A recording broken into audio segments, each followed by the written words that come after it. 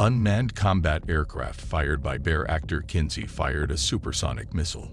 Bayraktar Akinci's unmanned, high-altitude, long-durability HALE UCAV made its first test launch of a missile in December 2022.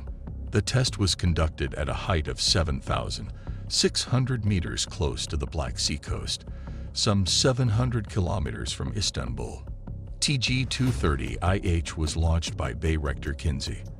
The TG-230IH missile, recently designed by Roketsan for use in UCAVs, is an air-to-surface variant of the TG-230 missiles.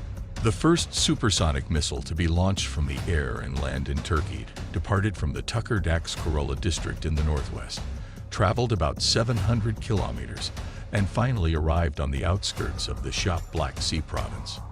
The missile successfully struck after traveling around 100 kilometers.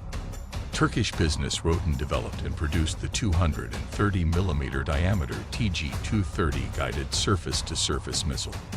The 230mm multi-barrel rocket launcher and other weapons that are compatible with it can fire TG-230 missiles, which have a range of 20 to 70 kilometers. The 150-kilometer range of the TLG-230 variants and laser navigation are both improvements.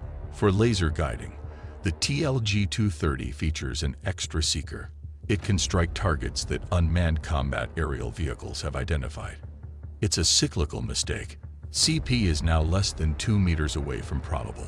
The Global Satellite Positioning System, GPS or CLS, and the Inertial Measurement Unit, IMU, are both used by the navigation system.